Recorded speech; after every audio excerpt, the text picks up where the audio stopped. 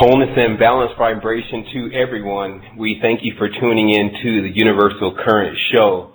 This is, of course, episode 4. Today is Sunday, October 30th, 2011, and we're just having quite some time here in the universe. I wanted to give definitely a shout out to everyone that is tuned in, Resistance members and guests, to let everyone know that we're definitely going to take this all the way. It's just it makes me really feel happy to be able to broadcast such information in this time when, basically from what I've been uncovering, things have been so hampered as far as this kind of content.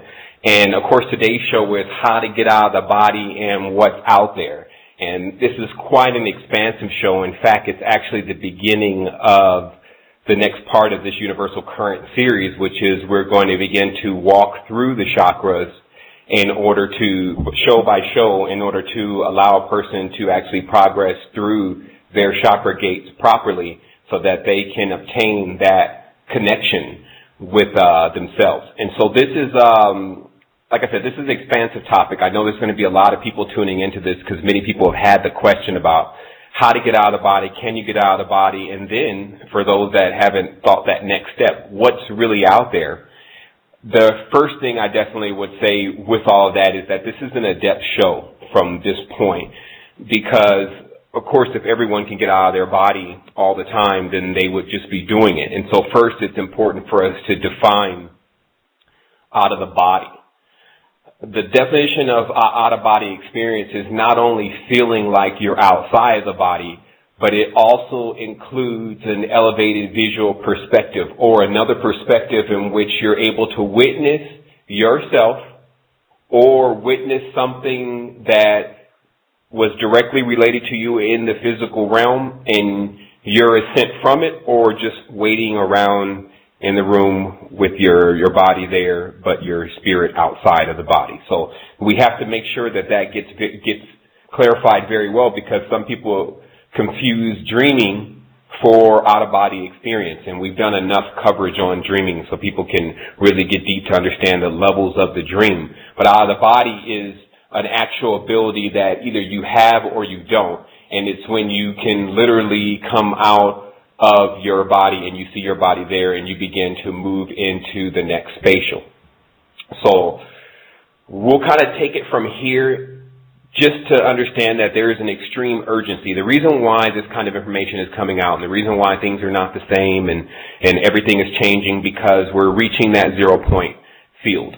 And it's 100% happening. So the main thing that I can do for you is I can just give you more information and more essence of exactly what's going on, but it still takes you personally to decide whether or not that's something that you believe in or not. All I would do is encourage people to understand that you need to be active at figuring out what's going on here in this particular time because it is your soul. And soul does have a lot to do with personal growth and you taking care of it. So it's not someone else's responsibility to take care of your spiritual situation. And that brings us into the other part of what I want to explain here really quick in the beginning of this show, which is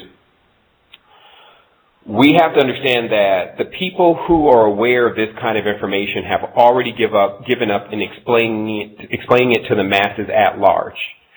For the simple fact that, as you notice the tune of the world today, when anything is given to this world from higher states of consciousness, they have a tendency to take it and then make a weapon out of it.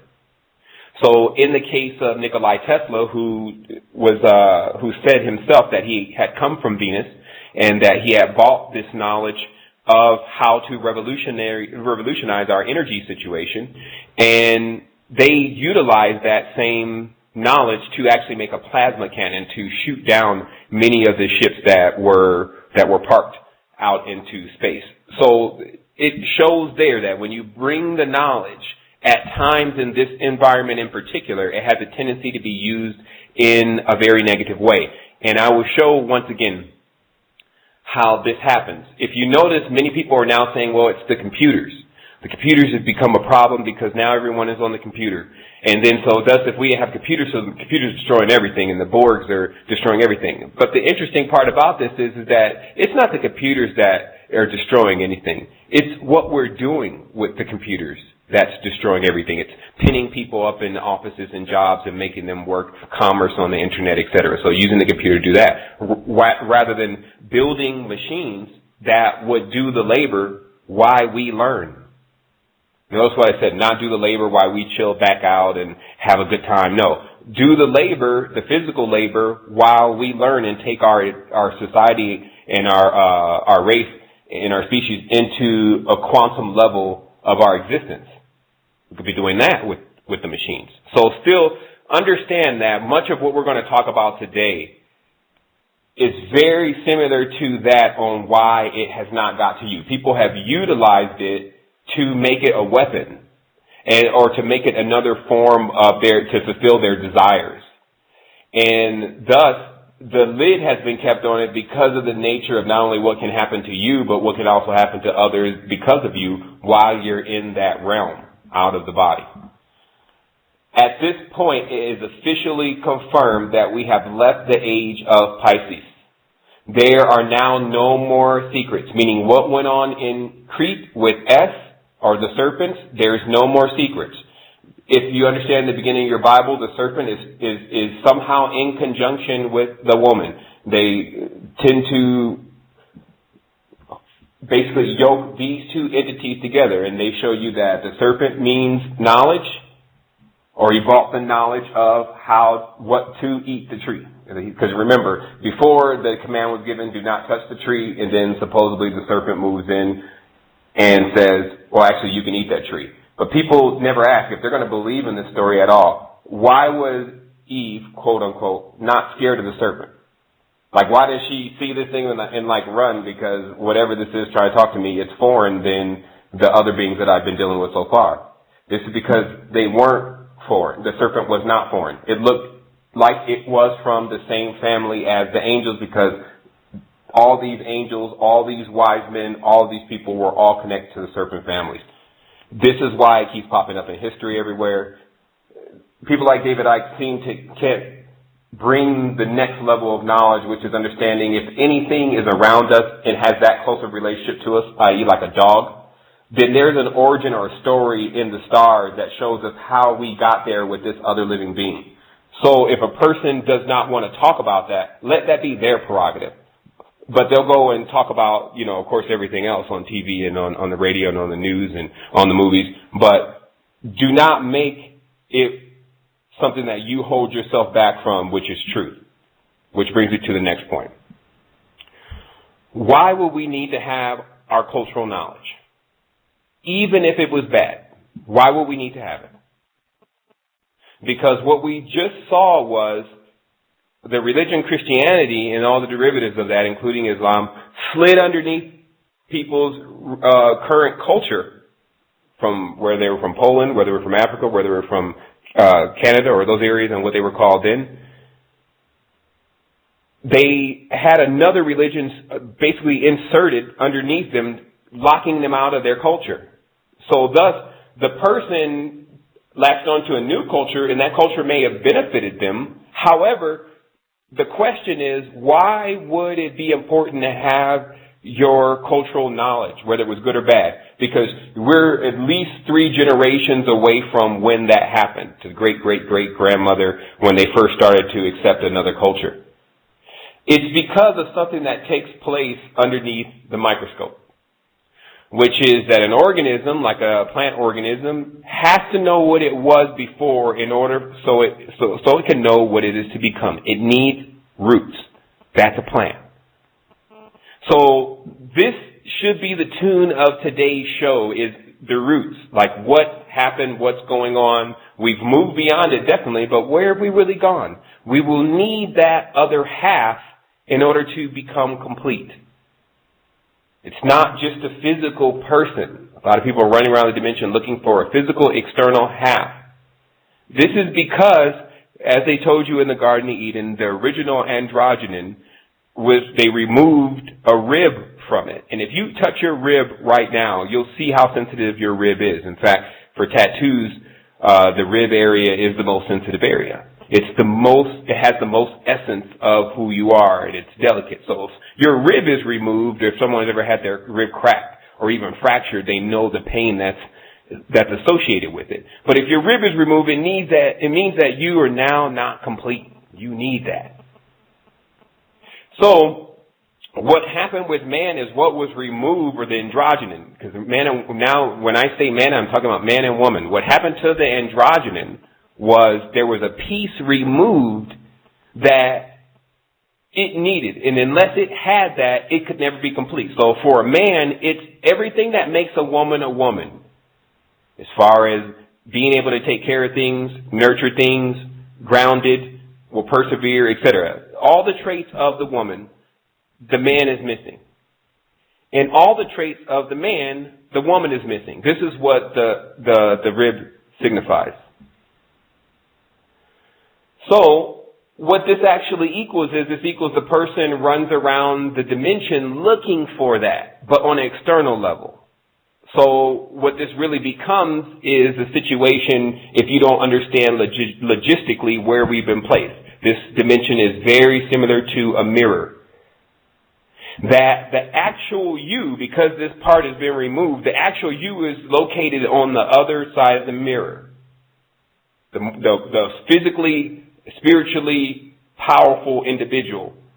Because if that individual was here, then you would not be acting like you're acting right now. Like you would be acting like, let's see, who's a good example? You could take any one of your stars and actors that every single day they have something to do. Every single moment they're at some party, some gala, some shooting some movie, doing something, and it's like, well, where are they getting all this energy from? Themselves. So I'm going to let you in on the biggest secret that I've found out so far, but judging on the rate of how things are going, by next week, there'll be another secret. What happened here on this planet was there has been successions of aristocracies rising and falling. We have this all in our history book. That there, at one time, there's a whole group of people ruling, and then comes a time where another nation strengthens itself and goes into combat and wins. So whatever society you find yourself under is a product of the last winner of the major war. It's easy to say it like that because the world has already been in multiple wars.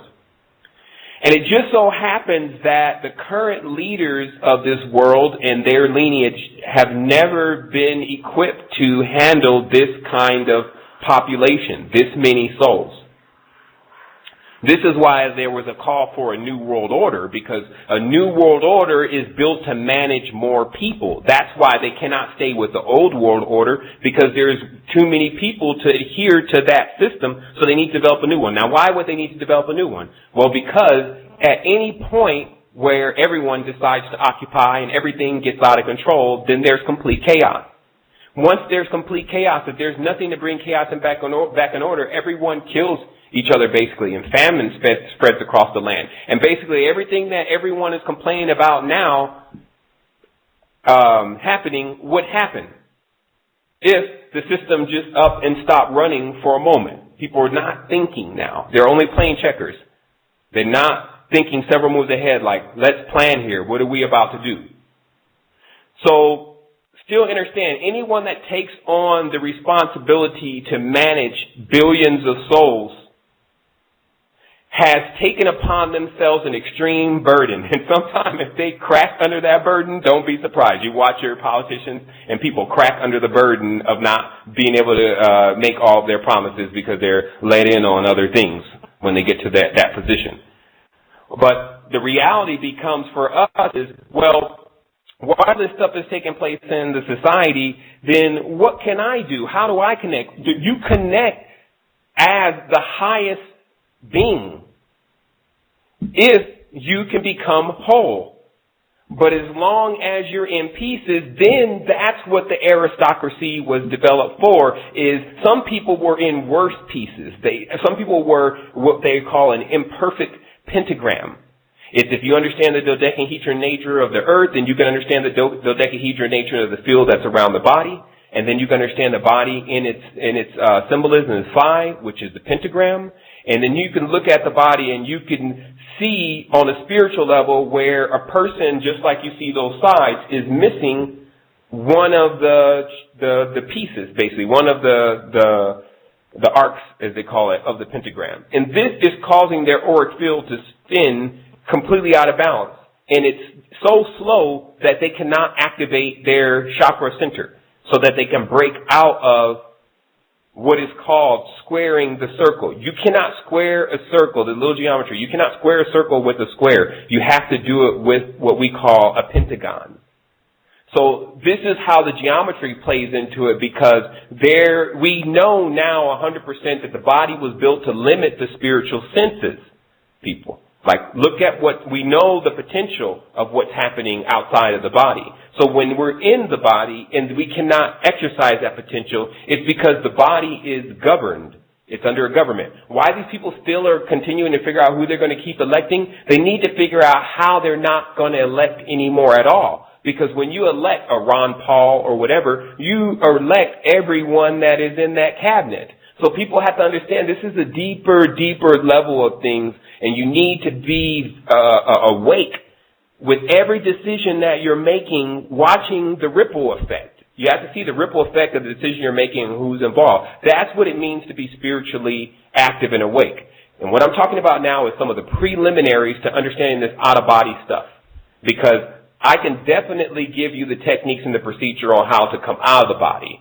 Whether you could come out of the body and what you see there is going to be wholly upon whether you follow the proper directions.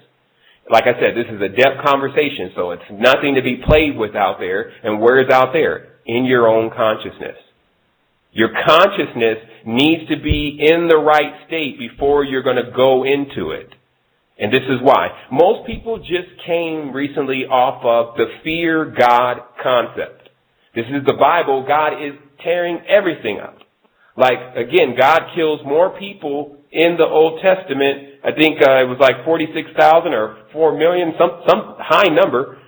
And the devil kills like 3 people. But then God goes further and says, good and evil, I do all these things. Meaning that he's saying that he's the devil. So I guess he's basically killed everything. So this kind of attitude was to put fear in the people, as they say in many times in the Old Testament, let us go put fear in them. And they feared them. So there's nothing but fear going on there.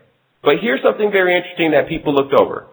If in the Bible it says, did I tell you the truth? Ye are gods. And it says it at least twice. But then it says you should fear God. Is it not telling you to fear yourself? On a subconscious level, because of how the mind works, it just registered it says you're God, because the person latches a hold of that fast. When they read that scripture, it never leaves them. For the ones who read the Bible, when they read, did I tell you the truth? Ye are God. At that point, they end it right there, and they go in the ego. I told you I was God, but they never forget that moment. But for some reason, they forget it when they say, ye shall fear God. And then all of a sudden, they basically start to fear themselves. So, this is why we have not been able to access any of the history of our world, because it has been put to us as in a fearful way, as a nightmare. And evil and monsters and fires and screaming and gnashing of teeth. It has been put to us in that way, so we're like, okay, I don't even want to go in there. Where else can I go? But according to the attainments of a real spiritual person, a person that becomes wholly a spiritual person, the attainment is to have no limitation. That the city is there's no place that you cannot be. So once you say, I can't go there, then that means you cannot obtain this high state of spiritual consciousness. So basically, the whole body is built on like a domino effect. That one wrong idea seated in the right place can topple us down. And that's why a big part of the knowledge it's just the 13, or what they call outside of death, which is 12 disciples and one ruling over 12, the Jesus concept. The biggest secret that they really had, that they were keeping, was this ability of how to transcend death by basically making your flesh die daily. Now, they say in the book, the flesh dies daily. So let's look a little bit more deeper into the flesh. The moon acts on the flesh, not the spirit. Sometimes people are confused. They think that the moon is affecting their spiritual consciousness. But it's actually acting on their flesh in the instinctual nature of the flesh. Because the spirits inside of our bodies come from many different stars. The flesh is what is actually getting stimulated, and then it sends suggestions to the spirit. So when they say the body steers the soul towards sin, this is, of course, in this Bible, what they're saying is that the flesh has an inclination towards sin, or the moon, because that is the name for the moon, sin. So what actually happens is that we have to realize that fluid and energy inside of this physical body actually corresponds to timing on the moon, when it can be risen and when it sits dormant. And this was the whole knowledge of the difference between a full moon, which anyone that's halfway activated and taking a little bit of Ethereum gold at this point, you can feel during the moon cycle that you're more soluble, that there is a higher magnetic charge going through your body. You may not know what to do with it yet, but this is to show clearly that when the moon starts to act on the flesh, it has an effect, a very powerful effect.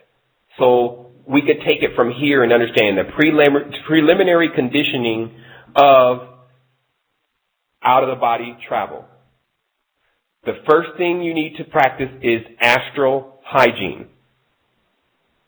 But even before we can get into that, we want to talk about alkaline levels. This is so that you don't end up either not out of the body at all, because remember, out of the body is a technique. To do it, it's necessary that you actually have the proper levels or pH going on. This has nothing to do with your consciousness, whether you can get out of the body or not, as far as whether you're a good person or a bad person. Because some people ask, well, I don't think that those people that really do negative magic and things like that I know are getting out of the body are eating good food and things like that. You're right, they're not. There's other ways. But it's not about the other ways, it's about the proper way. So the proper way is to make sure your vehicle is tight. So this is the same thing that you have to do when you're about to take a long trip. You go outside, you take a look at the car. You kick the tires, you check under the hood, you check the oil and everything like that, because you're about to go in a spaceship. So have you ever seen them just take spaceships off all the time? And, they land it, and then they, all right, I'll be out in a minute. We're going to take off in a moment. No, there's like this whole preparation phase because of how fast you're going.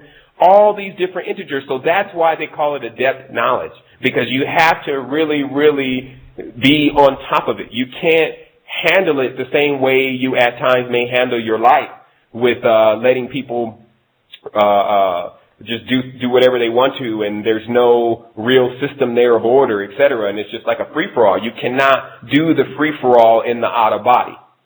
Most of the time, you just can't get in there. But because of some of the techniques that are being revealed today, people will have an opportunity to get into stages of it, because that's the techniques we're going to talk about, is how there's stages to coming out of the body. And so that should allow somewhat of a training curve to go on, because really the first instinct within coming out of the body is the person starts to feel themselves come out, and then they jerk and they get scared for a moment, basically, that it's actually happening, and then they slam kind of back into their body. So we're going to talk about how to get through that. But again, this astral hygiene has to be done, but the alkaline levels are the most important to make sure you end up on a high frequency. We talked about how to bring up alkaline levels several times. People understand that the Shilajit, the gene builders, build up the proper current, adding curcumin and turmeric and curry into your diet. all of these are current, are allowing you to helping you to insulate the current, because we're talking about Kundalini now. And the reason also why I'm doing this is because I feel like the people that are on this line, which are still not very many, have to be equipped for what's really coming, and that's my only position here. The reality becomes this thing is so crazy, I just had to, at one point, back down off of what I wouldn't say and just say, look, it's not my position to whether I tell them or not tell them. It's really my position to have integrity, which is, if anyone counts on you to do something, then do it, no matter what you see and no matter what you know. And so I'm telling you what I see and what I know. Kundalini is related to the being they've been calling Cthulhu. That's why it is the same word.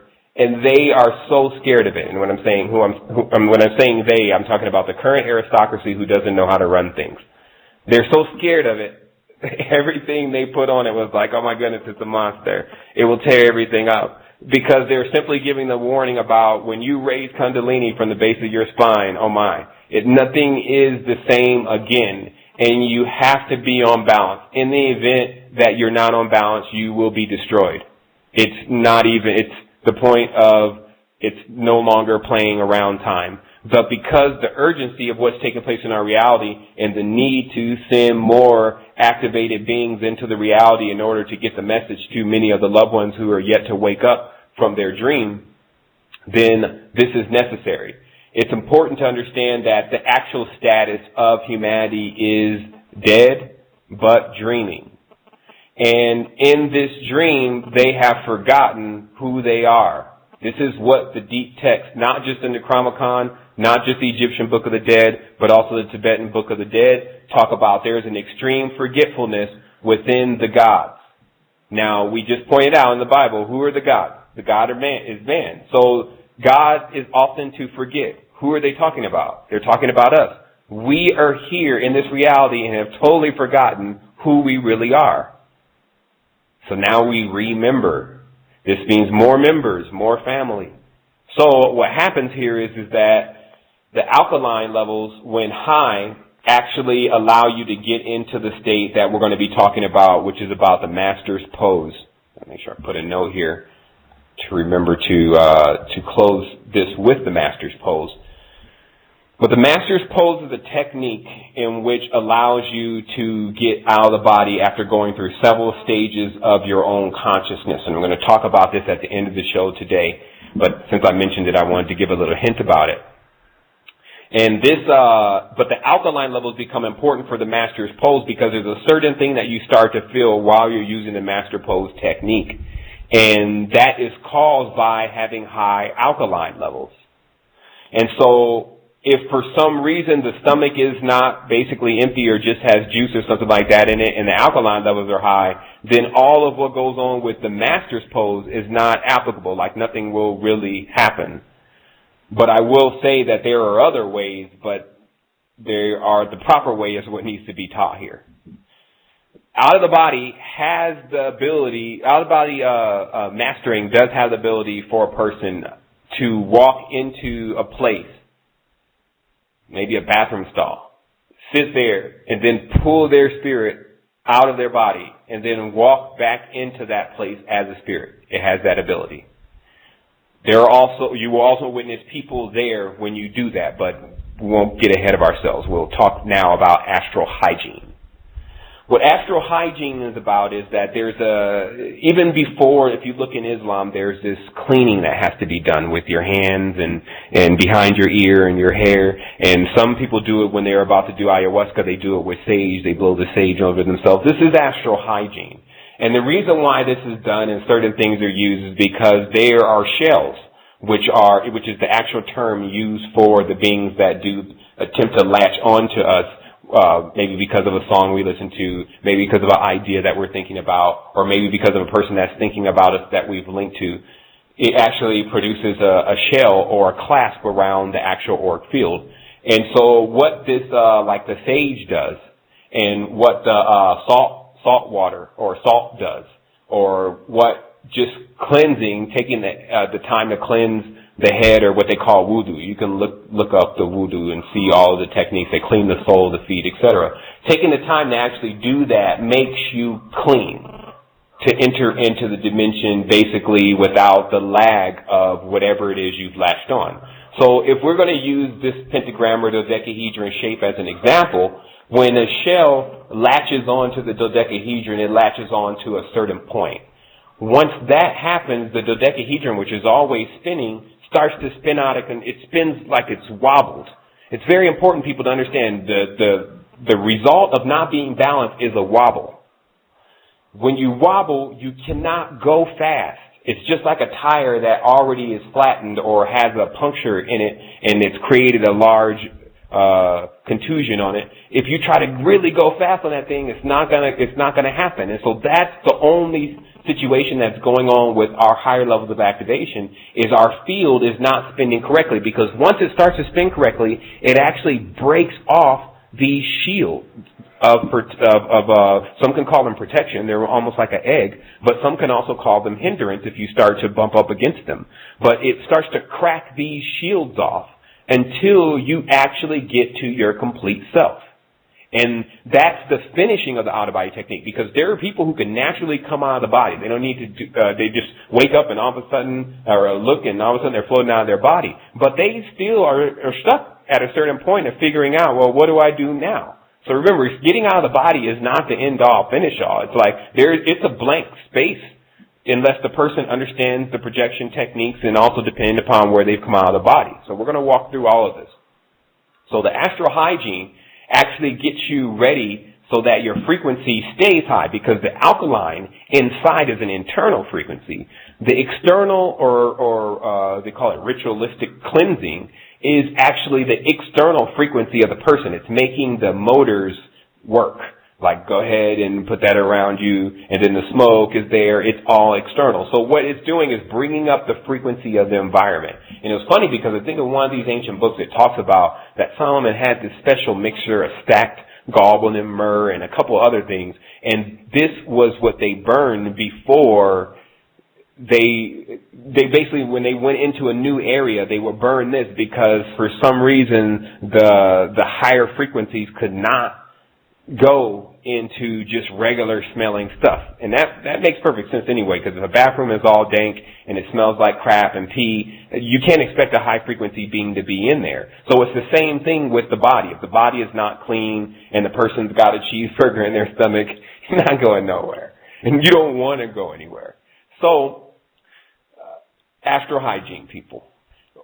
With Kundalini, it's always known that to rise Kundalini, there's a musk. And I'm in Costa Rica, so there's not much of the oil type stuff here. But you could go to like your local Whole Foods or whatever, and you could start smelling through some of those musks, because the musks are actually what bring up the Kundalini from its base position. So we'll get a little bit into the beginning of awakening the Kundalini. But the smell is important.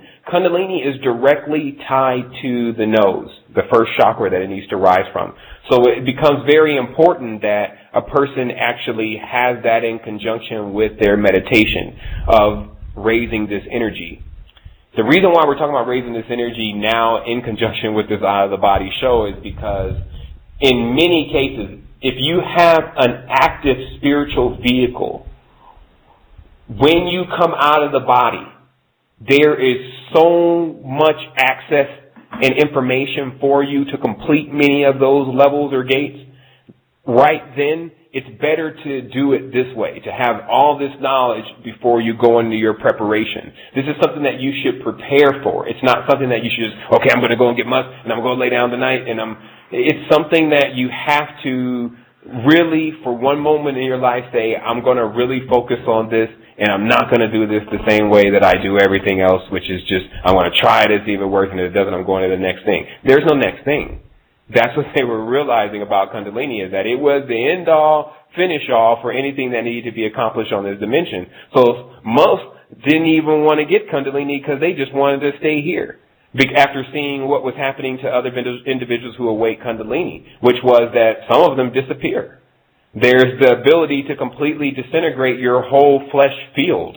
So they call it the Shroud of Turin. So the reality is that, but then what happens so they say Jesus he leaves the planet, but then 3 or 4 days later, he's back again.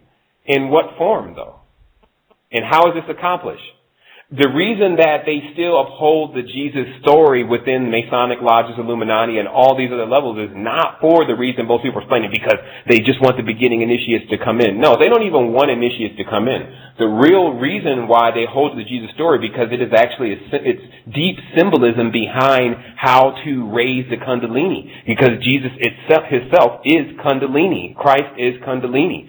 But they don't look at it from the story and a man. Those are children who look at it that way. And that's how a doctrine is put together. It has to have stories for children, stories for adults, and then stories for old people. And that completes a doctrine. So most people are still on the kid terminology of the Bible, not the adept terminology of what roles these characters are playing. So thus, the whole thing goes to waste, unless someone can come and reinterpret it like we're doing now.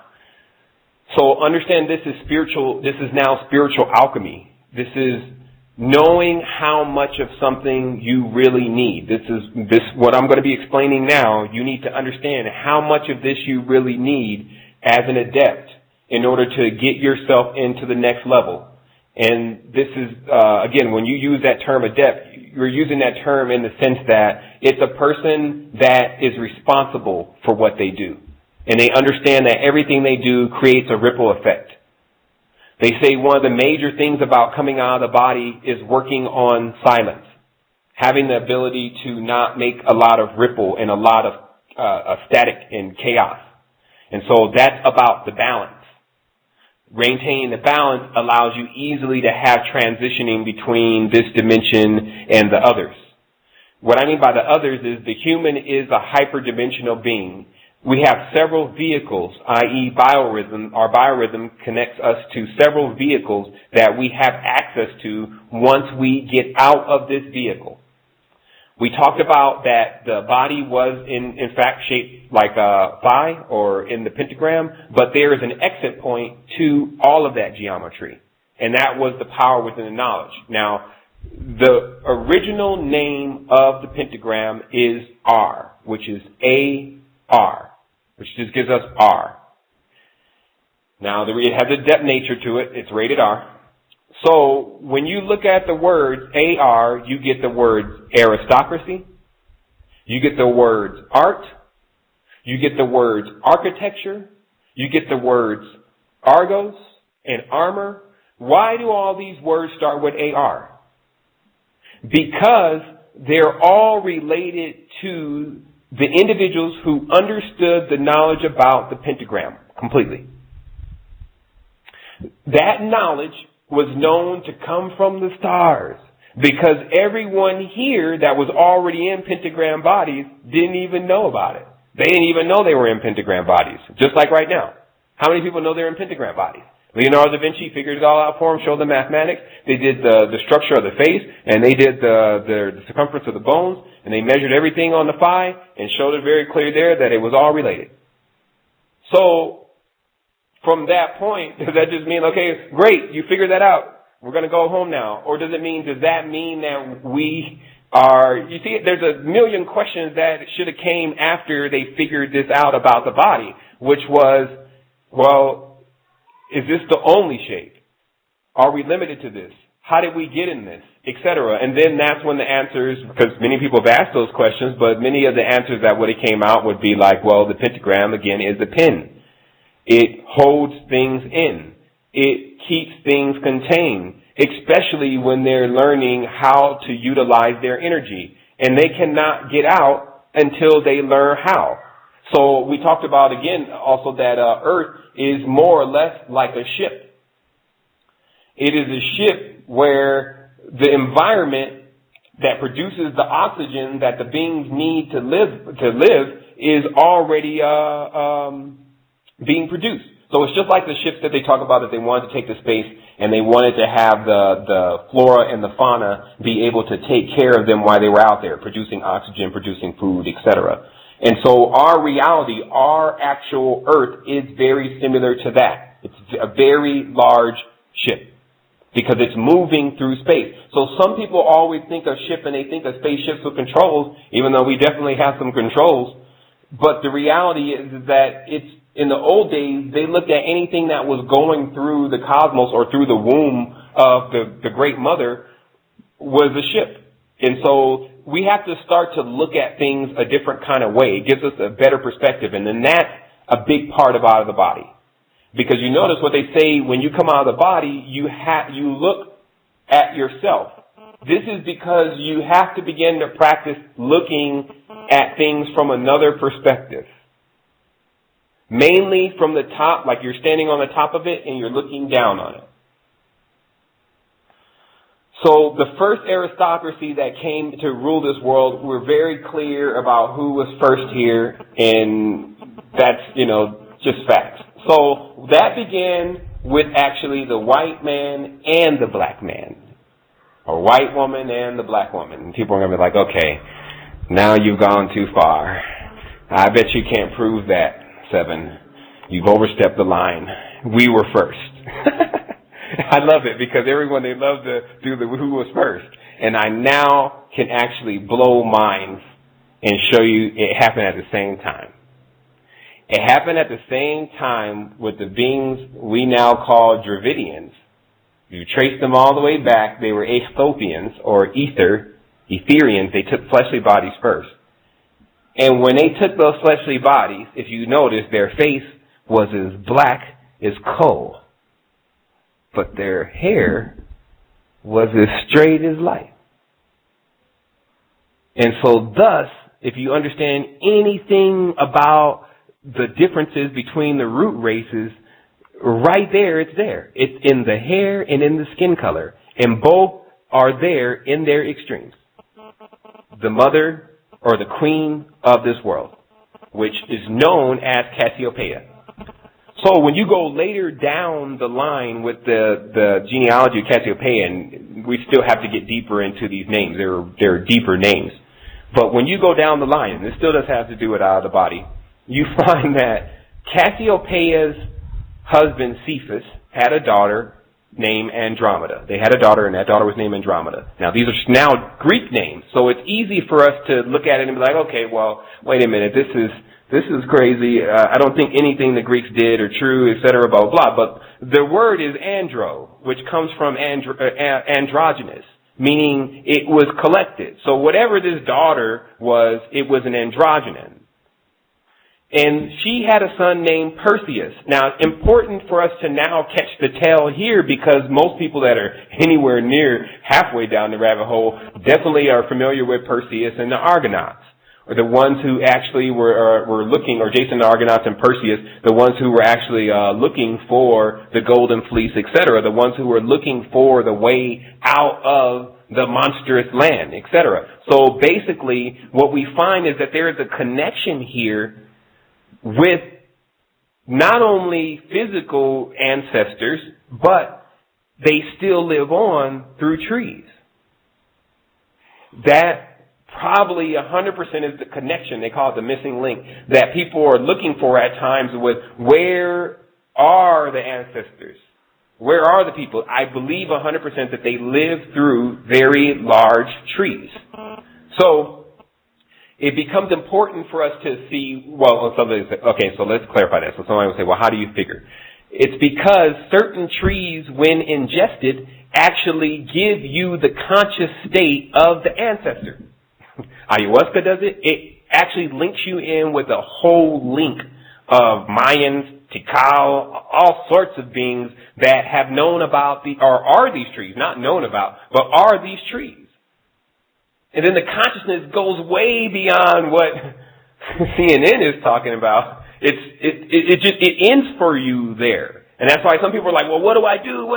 It's what you want to do. When you're ready for it to end for you, enough knowledge is already passed across within certain parts of last episode that lets you know what you need to do. It's still about what state of mind you're in. Now, here's another thing that I wanted to point out. It's about those who agree to take the burden. Because some people are carrying all the burden while the other people are sitting back just looking like, I got over. It's like, what is that? Tom Huckleberry Finn or Tom Or Tom Sawyer, yeah, he makes everyone paint the fence. And then he's sitting back like, look, I conned them all into painting the fence. The reality becomes, don't think if you're not doing any work or contributing or helping that you've gotten over and someone can actually do it for you. There will be no reward for you. That's how it works, because those who do the work, carry the burden, they at least benefit from the strength that is gained while they're actually doing it, while the other ones remain weak and watching. So it's important to never see if you didn't have to do something or you didn't have to give anything, etc., as your benefit. It's not. You won't receive any reward. That's why we've been given things, so that we can plant them.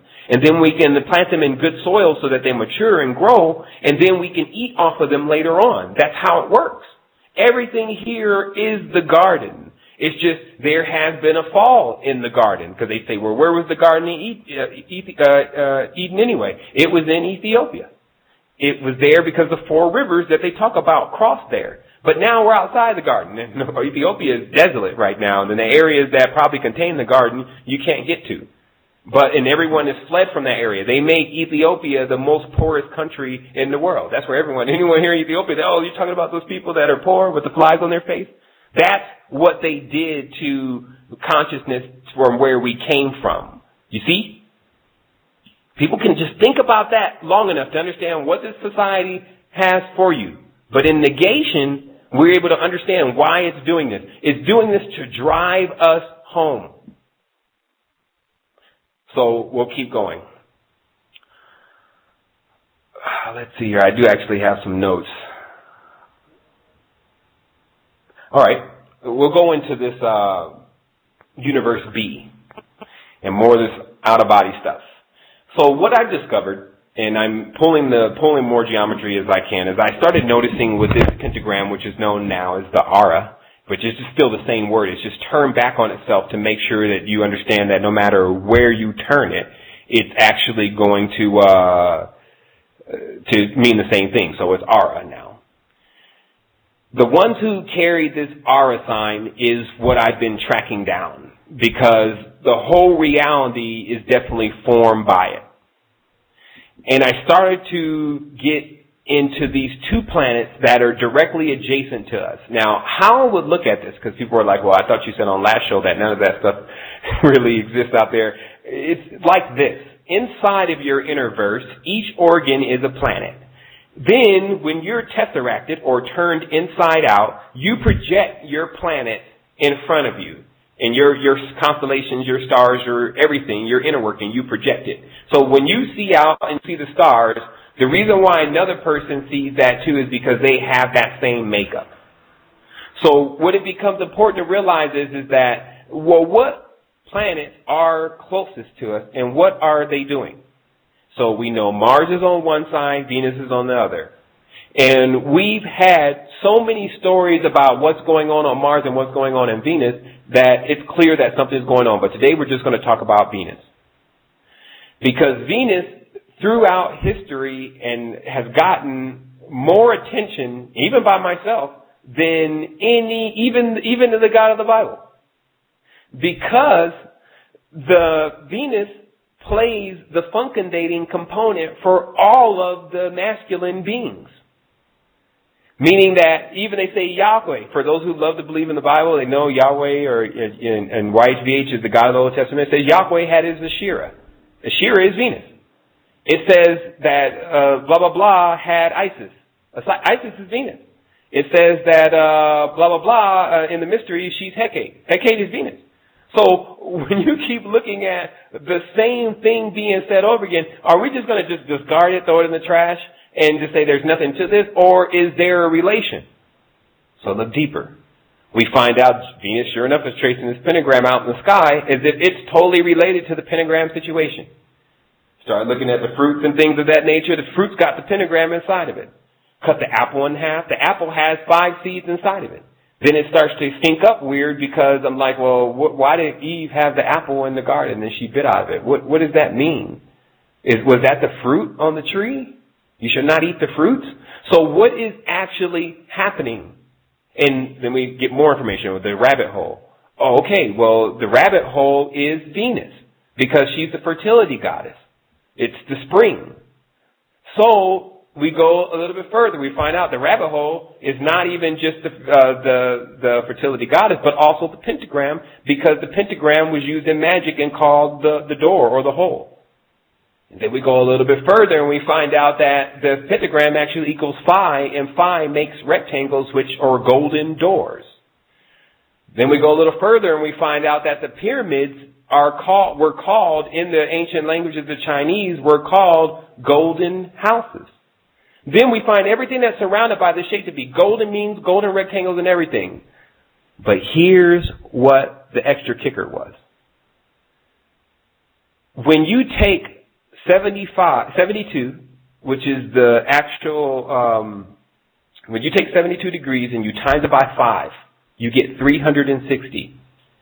Proving that just as you draw a star as a two-dimensional figure, on another dimension, it actually equals a sphere. It equals 360 degrees, or what we call a circle. So this is the close relationship with this planet.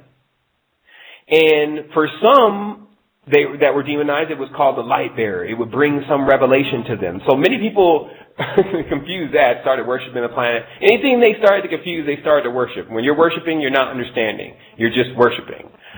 So what happened is that the reason why they called it the light bearer is because it was going to bring light to a certain situation. Something that was in darkness. Basically something that no one knew. As it says, I am Isis, I am Venus, no mortal has lifted my veil. Meaning no one that is of the land of the living, the ones who actually are mortals, knows about what goes on over here. People need to really, really listen to this message today. That's why people don't know about what's going on the other side. And that's why when you have a book like the Necronomicon, or you have a book like the Tibetan Book of the Dead, and you have something like that, but that seems scary to us. We're like, oh my goodness, not these evil books of death. Well, why do you think that these books were so important to these people who had all this high level of knowledge? Because the Necronomicon came from Ethiopia. It stems all the way back from Samaria, and the ones that were in Samaria, which they're like, oh, we don't know where they came from. I know where they came from. But what was so important for, why would they have this? It's because we all die.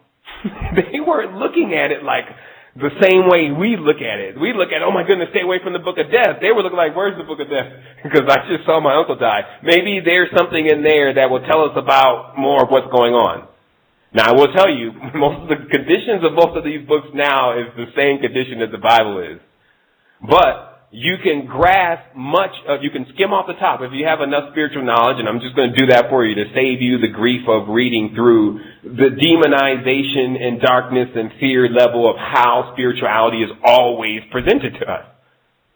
Spirituality is always presented to humanity as containing very evil components. Even just recently with the advent of the reptilian. Or the reptilian knowledge. So what happens is that if we're going to keep doing this, as humanity is already showing it's going in the wrong direction. And I believe it's going in the wrong direction because it keeps doing this. It keeps looking at every single thing as its enemy. And that's why we learn negation. Because negation allows you, when you get out of the body, that anything you see, you're not scared of it because you don't see yourself as anything different. So thus, you actually don't see anything as different. It's a whole different perspective. It's like you're outside looking in you. That's the only way that I can really explain it. It's like you have an ambient, omnipresent type view because of your status of who you actually are, which is yourself now. Not who they want you to be. Now notice the words that are being used. Who you are now. All of it is embedded in the language, and this is in the ancient languages. This is not just within English. It's all there, but we've now come to a point in our history, in our time span, where we're figuring it out again because we forgot it.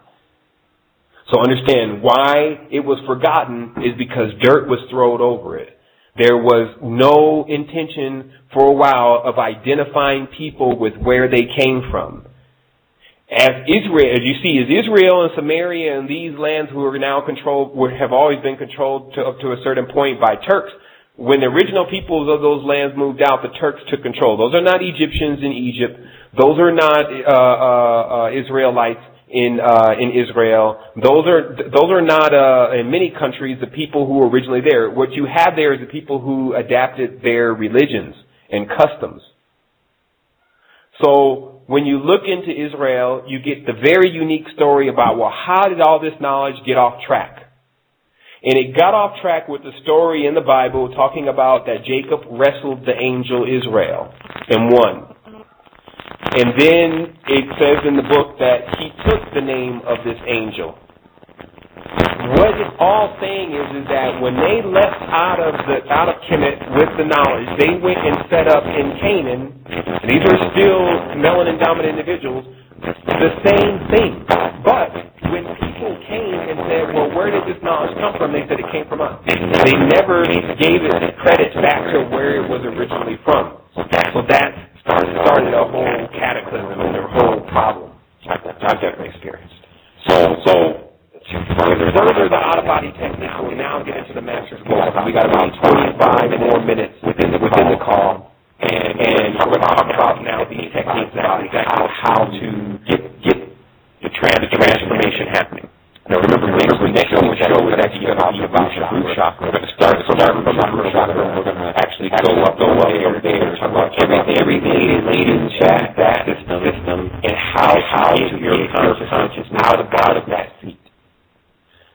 You'll notice that sometimes when you're in your consciousness that's higher than your root chakra, you will often want to stay there. You often have to remind yourself that there is continuous higher level of consciousness as you continue to see your field start to pull in more things as it begins to power up. So the breathing, of course, is a major part of getting out of the body the proper way. The crystals are a major part of getting yourself out of the body the proper way. If you don't have anything, you still always have the breathing. So we'll first talk about some of the lighter ways. The lighter ways are if you take. Actually, you know what? I just have to go right into the master pose because it's really the only thing that's going to show a person literally that they can actually get out of their body. So how the master pose works is the reason why it was developed is because out of the body is often accompanied with a person actually fainting or falling out. So many have tried to get out of the body all the time by laying down, and they find it to be very difficult because the actual position of the body is not, when laying down, calibrated to really get out of the body. There's an easier position. As some people know that laying on the right side and laying on the left side, they do different things. So what happens is that the master's pose was developed in order to defeat all of the problems with when you're standing up or laying down. Standing up, of course, is the fastest way to get out of your consciousness, out of this form of consciousness, is by standing up and doing the technique. However, the problem is if you're standing up and there's no one there to catch you, you fall down and it's dead weight, so you can get hurt. So this also becomes the main reason why even sitting in the chair, a person's like, well, I can't go into I can't pass out here because if I do, then I'll fall on the floor. So this actually keeps a person from crossing over through the door that appears when you actually have made yourself, for better lack of words, go into an altered state of consciousness. So we'll talk about this. And this is a technique that was I've only heard it talked about in some of the books that were delivered from the Tibetans to actually the Nazis as a way to allow them to get out of their body immediately. So if someone's wondering, well, where did this information actually come from? The master's pose itself is a known pose, but all of the details, I guess you can Google it, I haven't Googled it before, but all the details of how it really came about and how it was found out to work came from the Tibetans. So what it is that you position yourself in front of something so you're actually on your knees. The master's pose actually starts with a person on their knees, but with their back erect. So this is similar to you're standing up, but you're on your knees, but your back is straight up. There's no bending down. And it's important because, remember, when you're doing your breathing technique, you stand straight up and then you turn your feet straight so they're not cocked at an angle. And this opens up the coccyx or tail in the center of your back. So it's the same thing when you're in the master's pose on your knees. You have to actually keep your back straight because this allows the fluid to go up and down. Now, the reason why this pose is the most powerful, because if you position yourself in front of a bed or something, when you pass out or when you lose consciousness, you will just fall forward. And sometimes when you already feel yourself about to lose consciousness, you can actually fall forward yourself. And sometimes you could still catch it, but most of the time you need to stay straight until you actually begin to, I'm going to do a video on this because I know some people are like, well, I don't understand what you're really saying. But if you're on your knees and you're in front of the bed and your back is straight, when your knees are touching the ground, you now have a contact. And the reason why that contact is the most powerful, it's even more powerful than your feet, because there's water in your knees. And this allows a certain type of vibration to take place and to transcend back up through the base of your spine.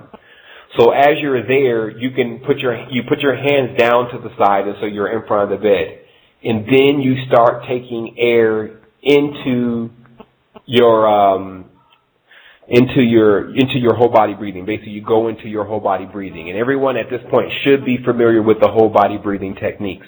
Now, I will tell you the reason why the master's pose works, because in listening to it, you're like, well, how is that going to work? One, it removes the fear of what happens if I pass out, which is like, am I going to get hurt when I fall? You will fall onto the bed, you'll have no problem. The second thing is, some say you should not hold your breath for a long time. I'm here to tell you, the body is developed in a way that if you oxygenate it, remember, whole body breathing is the technique of you're doing breathing through into your stomach. You see your stomach going out and in and out and in. And then once you get through several cycles of that, which you'll feel in the master's pose, once you get through several cycles of that, you will feel this, what's like a lightheadedness. Remember, because you've taken all these breaths, if you take a deep breath in and then hold your breath, you will not do any harm to yourself because your body already has so much oxygen in the bloodline, you'll notice that it feels like you don't even need to breathe. And as you're holding your breath, that's when you start to feel the sensations. This sensation, when it first starts to occur, it feels like you're going to pass out. If you cannot get beyond that, this is what you're working on getting beyond. Because you've oxygenated your body so much, if you go to start holding your breath, it's different than when you just try to hold your breath right now. If you try to hold your breath right now, your lungs have enough strength to basically make you, take that next breath. You don't have enough strength to go out of consciousness because you held your breath. But if you oxygenate your body with alkaline inside of it, it puts you into like a woozy, altered state anyway. And so when you're in the master's pose and you're completely comfortable that you're not going to get hurt, and you have your knees touching the ground and your back is straight, the Kundalini moves. You actually feel it starting to get hot in the bottom of the back. Now, many people have done the Kundalini exercises before, but this training that we're going to go through now is totally different. Like this training that we're going through in the next few weeks is like Seven's Kundalini, of course, I guess we can call it. Because what I'm going to do is I'm not just going to I'm not just going to have the techniques. I'm going to have all the information that accompanies what it exactly is there through those states of consciousness before you connect with your total self, your complete you working in unison. Also, I did want to let everyone know there's about 22 minutes left in the call that they can actually call in. That number is area code 347-996-5688. You can call in, or for callers that are on the line, if you press 1, I can actually see the indicator and lets me know that you have a question. The other thing about this type of information, man, is just like with everything else, is that you have to ask the question to sometimes get the answer. In my life, it's been one of those things where I have so much information and I have so much capability, but it means nothing when I cannot translate that information to the right individuals or in the way in which they can understand it. So sometimes I think that I've done a good enough job at explaining something, and maybe I've done a horrible job. But the big thing that people need to get here is that this is your life. This is your soul we're talking about here. This is something that no one can figure out for you anyway. And if you want to know what really happened in our world and where our abilities are and why we're in this state, I'm here to tell you right now, do not think that you're in the same state that you were in when you were completely whole and collected. No, you're now in the pentagram. And I'll also explain what happened after the last war, because it talks about this war in the Necronomicon, but again, no one has to read this. It talks about the war between the ancient ones and the elder gods. And you can already see that one of them are the really, really old ones, and the other ones are still old to us. And after that war, there was a splitting. That everything was connected until that war. So people want to say, well, where is the big dissension at? It was because there was a separation between basically the great-great-great-grandfathers and their great-great-great-great-grandfathers and mothers. Those beings had a separation amongst themselves. And I highly believe that the reason for our reality, Earth, is to become the bridge for those conflicts, to where those conflicts subside within us. Because it's playing out now. They also talk about, again, we talked about earlier about how the gods are forgetful. How does this happen? This happens because it only takes 2 generations, 3 generations at the most to erase a person's entire culture. So at that point, they can't remember anything because there's nothing for them to remember. All of who they were, they have no connection to.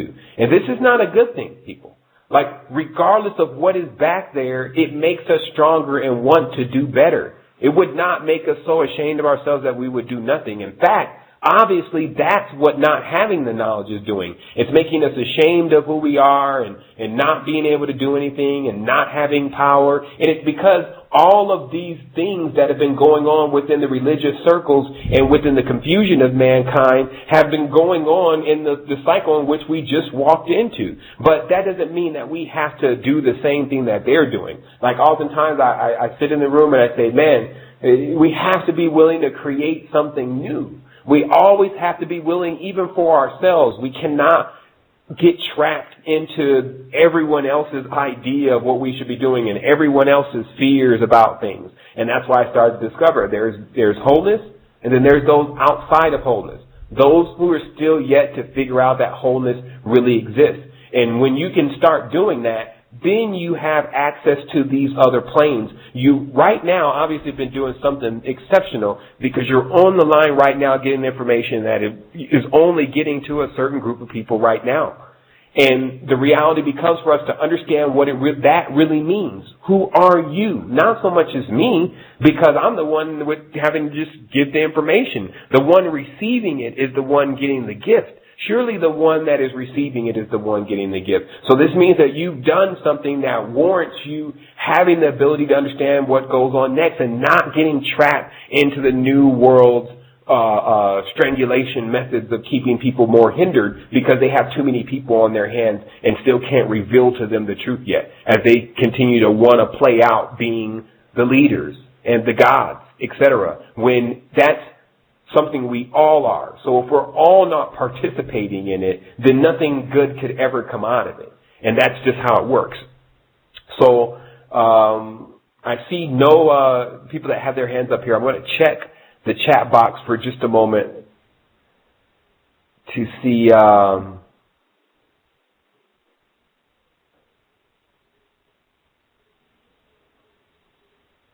let me see here.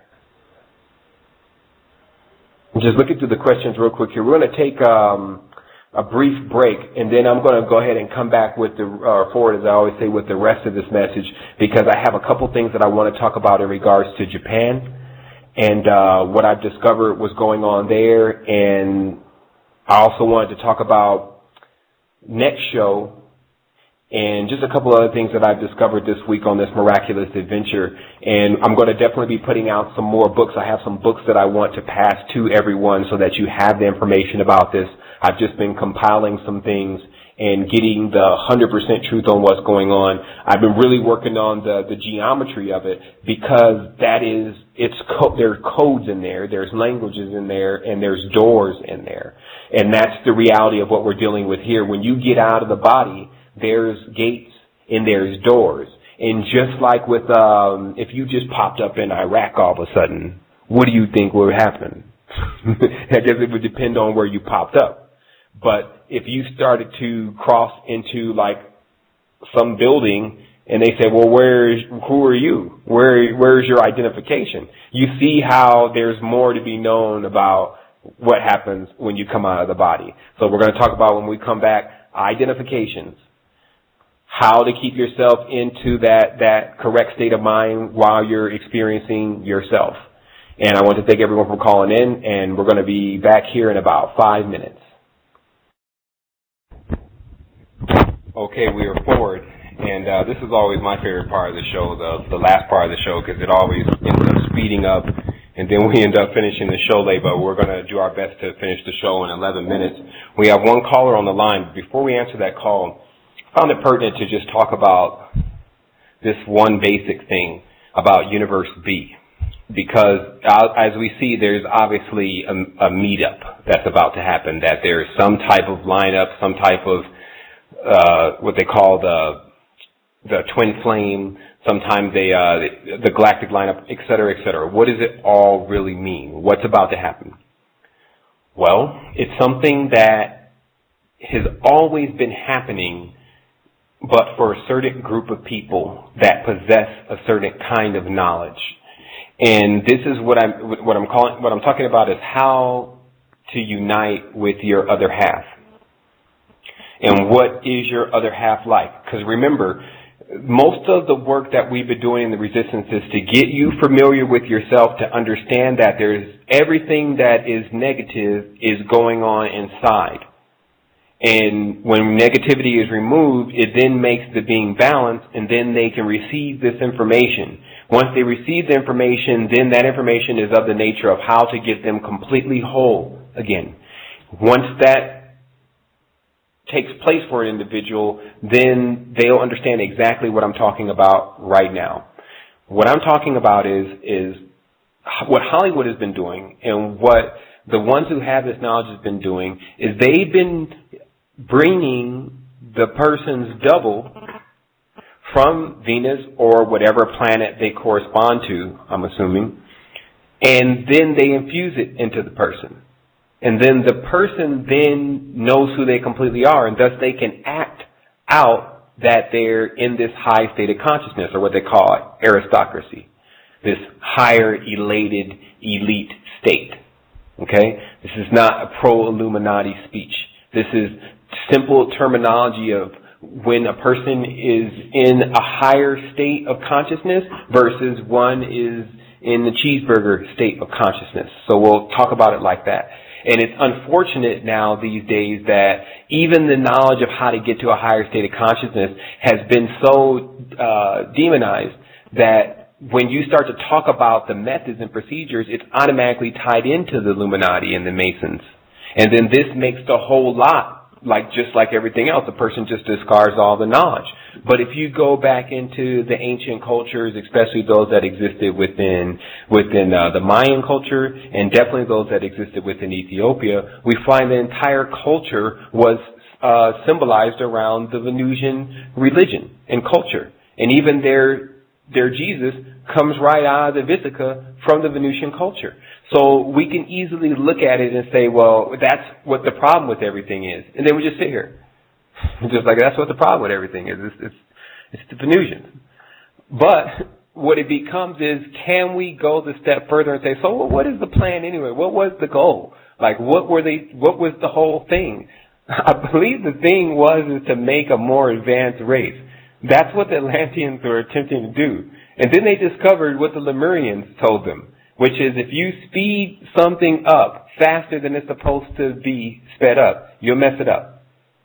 And so thus they disconnected from each other at that point. And those Lemurians were originally living in the area that we're calling Japan. And they were definitely something of the color of a naga.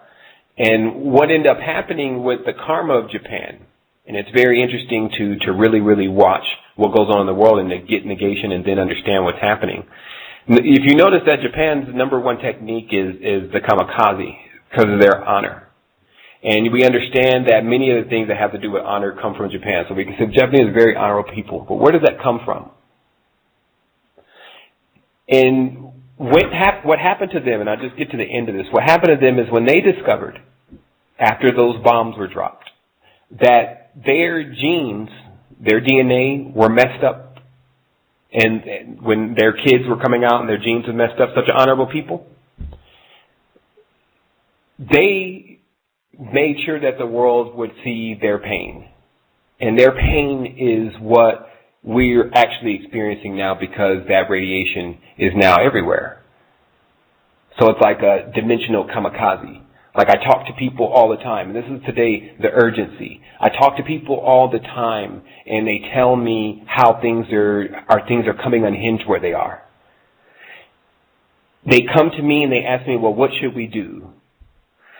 To me, I'm the type of individual, I base everything that I do off of what I'm experiencing. Now, I don't hold to any type of integer from the past, especially if I don't even have all the story. How should I be trusting anything someone is saying when we don't even know where we are? They're telling us, oh, you're a doctor, you're a lawyer, and oh, you're a computer programmer, you like this, you like that. Hello, excuse me, where are we? Could I get that information first? Because everything you're telling me after that, I have to even know if I'm going to really even be able to use it as truth or not, because I don't even know where I am. That's how you should start looking at some of the information that these people are giving you in this reality. And you have to start being brave, because when you be brave, you'll find the truth. It's here. But it's not what they make it. Like, they made truth other things. That's what they say. Even when they're telling a lie, they're telling the truth. It's right, because they can shape and fashion a lie and a truth. But what is beyond all of that? What is beyond the ego? What's actually beyond there is everything. And to become everything, I say we walk with a clear face. You don't have any program loaded. This is the only way to come out of the body and not immediately slam back in your body because of what you just seen. When you are really balanced, because now, see this reality that they say you're projecting, like they always say, well, you're projecting this reality. No.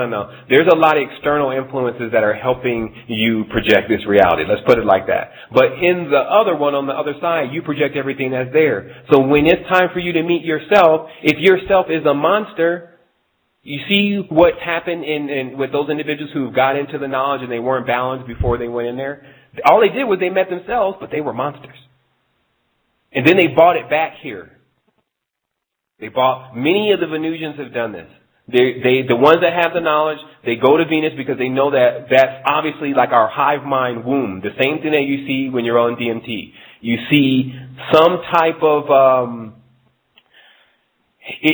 they would call it, it's like a mother brain. It's not just a human, and it's not just an insect. It's not just a bird. It has all of the characteristics of the entire planet, all rolled into one, pumping through tentacles. I believe that is on Venus, and that it sends all of the nuclei or the actual fluid, maybe even through light.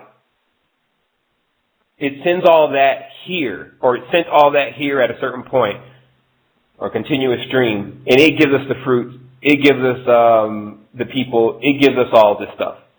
And the reason why all the ancients, everyone that I've ever researched, always keeps leading back to Venus is because they understand that it was the fecundity component of everything that's here.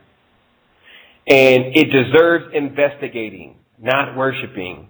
It's literally like whatever is out there, if it has some truth to it, find that, because you'll find yourself if you're truth. If you're a phony, if you're a fake, then you won't find anything. You'll be saying the same thing over and over and over again, and it'll basically, you'll see even for yourself how it'll go nowhere. But I tell you the truth, there's knowledge here that could get us somewhere, and it all connects. And my optimism for this whole reality is I know still one thing, because it's something I experienced 4 years ago, that we have the ability. Some people ask me all the time, well, what is the name? What is the Tony? It was simply me saying the same thing over and over and over and over again for 3 hours with the intent of making a connection. That the energy that began to course through my body, that when another individual touched me, it did it to them too. It changed them to be better people. And I'm sure if there was 100 people in that room that day, it would have all spread to them too. So I know that this reality can go into a high vibration all at one moment, the moment that some people start to activate and stay activated. That's the other thing. Not just activate, but stay activated. And the only way we're going to do that is we're going to do that together. And some of us have this ability to go into this kind of stuff and make heads or tails of it. Like, you can imagine what's going on in my mind, but it's all still self-contained. Like, people call me, they understand I'm the easiest person to deal with. I answer all my emails still. It's like 50 emails a day. I still answer all my emails because I'm still here. It didn't take my mind and demon run all the wall. That's not what it did. It just let me understand more about what the hell is going on here. And I've played that role for a long time, but just observing. Just an observer. But now, lately, I've been making moves. I'm not just observing and watching humanity get crumbled because if you forget your past, you become extinct. I've watched many animals become extinct, even during my lifetime. They're not here anymore. So I don't think that humanity would let itself become extinct, but that's because I'm here. That's how I think. And I think that people should start thinking the same way, is that you wouldn't become extinct because you're here, and you're not going to let it happen. Do not let the knowledge get lost, because how gods forget is when their children come out and they don't know anything about this. They have no culture. Someone gives them a new culture. So thus, because the culture is not the culture of the ancient, they can't contact the ancient. Then who are they left with then? Who do you ever have but your own family? And that's why people need to stand. Because we're all family, you have me, no matter what your color is, you have me as a brother there for you. All right, so we got 90 seconds in the call. We have one caller. We're going to go ahead and take that call, and then we're going to run just a little bit over, just about 15 minutes, maybe 10 minutes in the show today. And so we're going to take that caller. You're calling from a 415 area code. Actually, caller, we're going to take just a moment to take your call. We're going to let this thing count down. That way it doesn't count down while you're on the line. But this is definitely a good time to be in. And I know, like, a lot of times, I think through all of my recordings on Blog Talk Radio, except for last week's show, I could always say that I've been in the position personally to not be able to say everything just in being concerned about what people would really think. But it's not time for that anymore, because you guys have to know everything that I know, just as my contribution to you, so you'll understand what's really taking place here on planet Earth. It's like that's the fulfillment of my promise to you. And so that's what keeps me not holding back on what I explain. But the main thing is it's up to you. It's like it's about how you are inside, your core. And if you know your core is good, you have nothing to fear. But if you know your core has something twisted with it, then seek assistance to get that off of you, because that is not you. And so that's a very clear thing to say. Like, if you know you have some weird inclination inside that is very wicked, not this regular frolicking stuff that the Venusians and the humans are doing, not the organic nature, orgasmic nature between everything. That's why they attempted to demonize that type of relationship, or sexual relationship, so much, because the sexual relationship is always taking place with us in the reality. So it becomes for us that we just get ourselves in control and be able to get ourselves out of this pentagram, break this shell. Look, I'll show you how it's a shell. I just actually broke into something. Okay, if you look at phi, when they start to spin it and spiral it, it looks like a shell. That shell is actually the formulation of the pentagram itself. They connect this perfectly for us, people. And then it becomes us. We become like selfish, until we break it. And that is the seed-like nature with us. Like, we have so much inside of us, we would have to understand just by that alone where we came from. That's what it becomes to identify with. It doesn't even become anymore to identify with a certain group of people or a certain color people or whatever. It becomes a look inside of them. Look at their ventricles. Do they bleed the same? That's what I'm saying. My blood is still the same color as your blood. So there's nothing else really beyond that. What is deeper than blood? So we'll take the caller, area code 415. You're on the universal current. Hi, how are you, Sevan? Oh, good. My name is Sunny. I sent you an email about the JCN and which is the Jesus Christ numerology thing. My question to you about outer body is about binaural tones and the use of them. I find them very useful myself. Do you recommend them for your listeners and for people? For sure, especially I believe it's the first CD pack of Dr. Monroe's hemisynchronization. For those who know the whole body breathing techniques and the have the hemisynchronization, that is an even more effective key. Like, I did leave it kind of bare bones as far as the techniques to use, but you can actually get that off of a torrent now for free. And if you notice that Dr. Monroe, in his procedure of coming out of the body while playing the binaural, actually says you're coming out of the zero. So he actually identifies that. He's like, there's a 10, you're in the 10, the 1 and the 0. And it's very interesting to see just that these people, especially Dr. Monroe, knew 100% what we were experiencing in this reality. So I definitely would accompany those binaural beats if you have them, but mainly that first CD. It kind of started spanning out. Dr. Monroe died, and then I believe his son took over things, and I think things got a little weird in there. So I would just go with the first CDs, because the other ones are like walking down the, different kind of passageways that I just kept falling asleep on. Like, I'm not into this. But the first ones were definitely something going on there, because it just taught the basic procedure. That's very cool. I'll check them out. No doubt. Thank you. And everything that you said totally is backed up. I mean, I've had the same experiences, and these are a lot of really helpful, useful tips for getting out of the body, because it's sometimes not as easy as other times. Yeah, the master's pose, it actually goes, I didn't actually finish explaining it earlier, but we're going to get into it more the next show, but it goes in waves. Like, the person will probably hang in for one wave, because once they pass out, like, I didn't kind of explain what happens after, but I can explain what happens after. Because they're like, well, you can't explain there's nothing that happened as if it didn't happen to you. I've definitely been a few places, but what happens in the master's pose is you pass out, and then all of a sudden, the first times something happened. You come back as a spiritually conscious individual. You just went somewhere like a dream. It seems like you had a longer dream, and then you have some information. But that's what I call like the first level. The person has it. They feel tired, but they also feel like they're buzzing. And this is the frequency change of the first time, like I call it, like cranking this ship, cranking up the engine.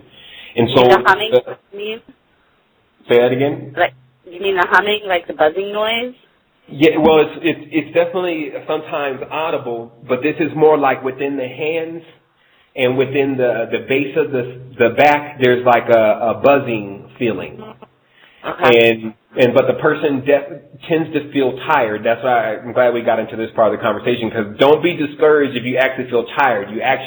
Some people just go and lay down and they go to sleep very well, but the next stage is to kind of shake out of it and to go again. What eventually happens is that when you're in that space, when you pass out, you actually realize that you're passed out, because now you kind of went a little further in your consciousness that you're actually passed out. And then you can tug your spirit out. But then that's, again, where the depth level of things come in at, because what most people immediately face when they do that is someone yelling at them, telling them to get back in their body. And that generally jars them, and they go right back into their body, and then that's the last time they ever go.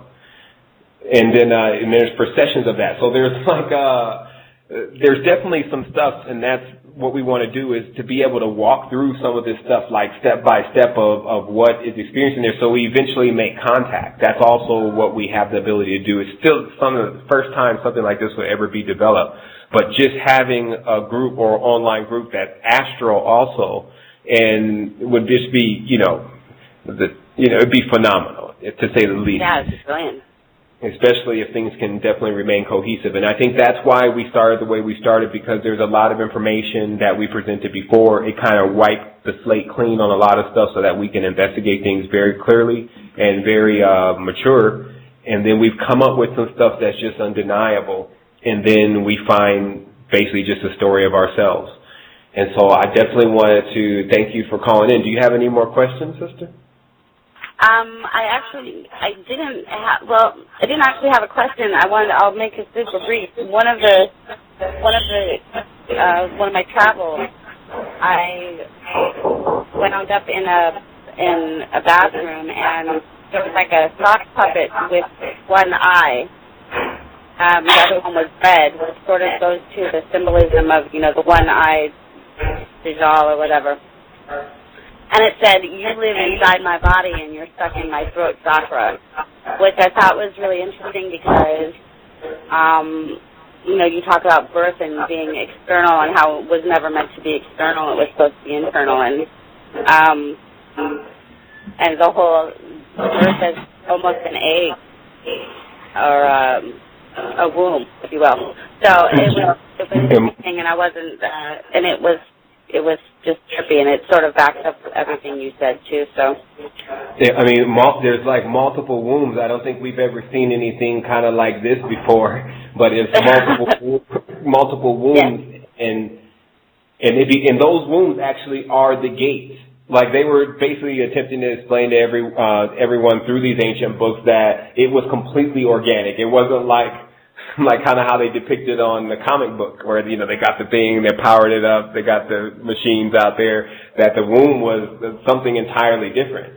And so I believe 100% that there would be a developed fear anyway from external people or externalized people of such things. And that's who we've just had interpreting that knowledge to us, is individuals such as the Theosophical Society, who call themselves the beast. That's the actual terminology used for the most material person. So when you have the most material people explaining the deeper, esoteric, ethereal knowledge, then you're not going to get that. And so thus, every time, and that's what people should understand, with knowledge and with truth, it's universal.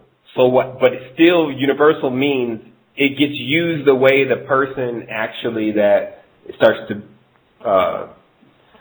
behold it. It's like we actually are the capacitors for acting out much of this universal energy. And that's what they say. Exploring the ancient knowledge is simply ancient nanotechnology. It's discovering where the hidden small energies really are. And then in that we discover ourselves also. And I don't see that being a bad bargain, as long as, we can keep progressing. I agree. I agree. I also think how technology is part of the biggest problem that we have. I think it's sort of like a cancer, in a sense, for the earth and for ourselves, and that because it's inorganic. So that was the other thing that I found in my travels. Yeah, I mean, we can see now, like I talked about earlier in the show, I mean, now we're experiencing the drawback of our relationship with the machines and with technology. However, at any stage, they could have chose to take these machines and made them do the work while we learned. I think the advanced consciousness still means like whatever state that you're actually in, you pull yourself from there. I think it's many people right now that really want to just leave this situation. They're just like, you know what, I forget Earth, it's not going to turn itself around. And there's many of that's why I was remarking on the show that many of the people that actually know about this knowledge that I'm talking about and are not bad people, they've already given up on actually giving that knowledge just out on a public level to see if it will actually transform humanity. But the reality is, I see it as our responsibility because many of those people are really old. So they were born in the Piscean era. So just kind of by right, they should not be saying anything. It's almost like if you have someone who's sworn their whole life to secrecy, why would you want to make them break their secret off at the end of their life so that they have that on their consciousness when they pass on? Like, I did break the oath, though. You see, so it's almost like we are born as in our age now, not under any of these obligations as our ancestors were. And that just becomes how society continues to free itself up. It's really a beautiful thing because still something new is always created. Even though we may say, okay, we come from the ancestors, the emanations from the ancestors are splendid. It's not ever going to end. So that means it gives us something to actually, anything that we think can be really accomplished. It's just about the people who can know that and then take that power.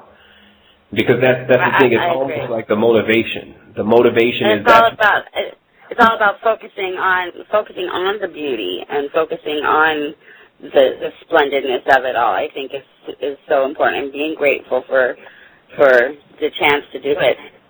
Yeah. And then be able to absorb that. Like, I think we do move fast. And even sometimes when we're doing something good, we don't take enough time with it sometimes to absorb all of what it's actually doing. And because it's almost like a reflection. That's what they would tend to call it, is like reflecting on it. But I know one thing, though, I'm excited. I'm definitely excited about what's supposed to take place here in the future and also what's going on now. I definitely know regardless if a person understands the techniques or can do them, it's going to happen for them anyway somewhere around 2012. What the 0 point is really about is that as I'm getting finished with more of this knowledge, when the phi turns itself in the other direction and then starts to go back towards the center of that spiral, that center of that spiral is 0 point. So instead of it going in the one direction, which produces more life, it produces more abundance.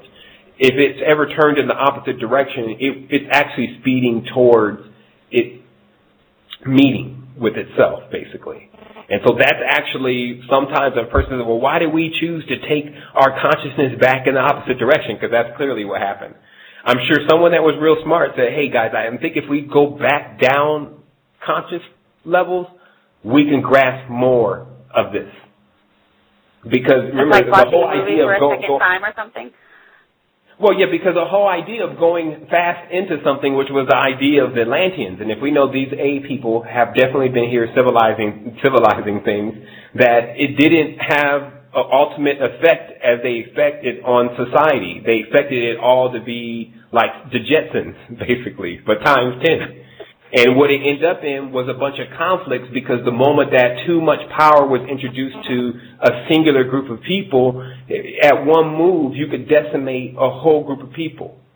And if you still have the lion or snake nature inside anyway, there's always the king of the jungle type attitude anyway. So it was too much energy. That's what was discovered. That's why I believe the human being was put in the situation to understand more of what they actually are. It's like, wait a minute, you guys are everything, but you're just doing too much. You pin them down.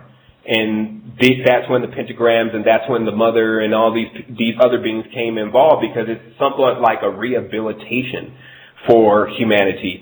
And then in the meantime, it continues to run because it still has a hard time rehabilitating a person. Like it's almost like a work in progress because there's so many kind of different people. And that's what I would really say about the burden sometimes of having to run a whole society. When you think it's a good idea to jump up there at first and say, well, I'm your king, and then end up like many of the kings and men of the old times having every single day to do something with the people.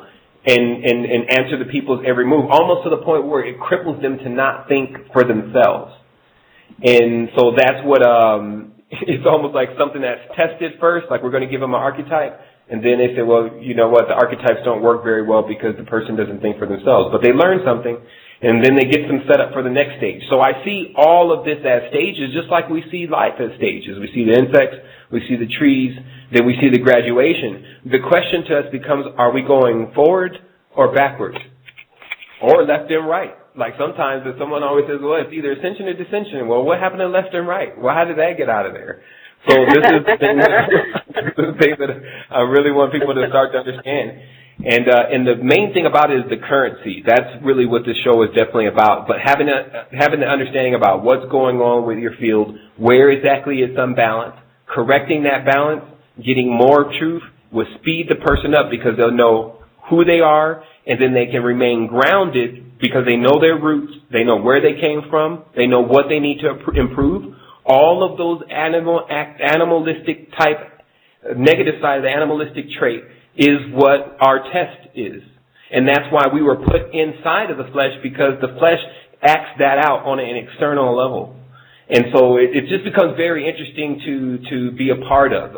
We see more of the worth of what is being put into play here versus, oh, they ruined it. Like when you have the, oh, they ruined it attitude every day, it doesn't do much for the energy. It's the glass half empty. You're just waiting on the big meltdown. But the reality is that that's not really what's happening. What's actually happening is reality. Everyone is now being forced to become real, and now we're going to start dealing with real people. Great. I was hoping that everyone would start getting real, because the fake people were the dreaming ones. It's almost like you're talking to them, but they're not really listening, and you can always tell when a person's not paying attention to you, and they're like, That's what we kind of been living in that state in this reality, and now we get this huge opportunity to be fully awake again. Because I know what happened before, because this is one of the main things I wanted to point out. What those people in Hollywood, like Johnny Depp, those kind of individuals have done is they used the knowledge, because they did have the knowledge, and they bought their other half over. And then now what I'm noticing on Coast to Coast AM and many of these different radio stations that I can tell are somehow affiliated with the not so bright side of things, that they're taking all these guys who know about this kind of knowledge, but just from only the dark magic level. And then they're getting them to tell people, you can get demons to bring things over for you and to do things for you, and this is how you do it. And then they give them the same knowledge that is the actual knowledge of how to open a gate. But the reality becomes when this individual that's teaching these people is already looking like he's just killed something and he's looking like a vampire, the people who are learning that knowledge have to feel like they have to look like that too before they can achieve it. And then the books they read further encourage them that there's some ghastly character and demon thing on this other side. So the person is basically already set up to when they open the door, something a monster is going to come across. So you see how that works? And it's like, and then why they keep increasing, obviously what I discovered is that they are increasing an army of negative people. It's not an army of demons from the other dimension. No, what it is negative people that are here with us, and they're not getting any assistance, not getting any truth, not getting any guidance, and then they fall into the magic. They open the door and they collect themselves here. And then they become controlled by the ones who are still up there and now using the R, or aristocracy, to actually control humanity. And the ones who could really control it are asleep. Or as they say, they're the ancestors. They're very clear to say the ancient ones are dead, but dreaming. And so it says right there, whatever they did to the ancestors, they killed them as far as what we would call life, which means we don't have any contact. But they're dreaming also. So that sounds like our world. As gods, we are like in this world, and it's kind of like dead. There's no purpose at times if you don't make one. And there's all this stuff we could be doing, but we're not doing it. But at the same time, there's this dream that things could get better and how things could work. Like every day, really intelligent people and just spiritual people, connected people, just think of all these ideas of how things could get better. And that's called dreaming. There's nothing negative about that. But when it's time for in action, that's where we get lost, because our power to put it in action is just like the rib that was removed from Adam. We have to do all these other things, i.e. the gates of the chakras, going through the gates, in order to get ourselves back in the state to be able to charge through downtown and be like, hey, you have to know this. Here's a CD. You went to Kinko's and printed out 1,000 different flyers, very simple, telling people what's going on, and you're sitting at the conference when they're talking to the president, you're yelling, hey, it's all a conspiracy, and they're dragging you out. People now have been somewhat pacified to behaving like that, but they're never realizing that will give them life. But it doesn't mean to go and occupy everything. It means organize. But from a spiritual level, like while we're occupying, I said they're occupying Wall Street, we need to go occupy the local Cassia tree. We need to go occupy the chiripo they have over here with extraterrestrials that keep landing on top of it, and it's really going on. We need to go occupy Titicaca to see if we can tap in to see what happened. That's the kind of occupying that needs to go on. And when humanity does that, and they will see it's quick to respond. Because who's responding? Themselves? Once they start to respond, I think that it's like it can be an external journey, but it has to start inside, and that's the easiest step anybody could take, is just go inside, like you said, face yourself, and then forgive yourself.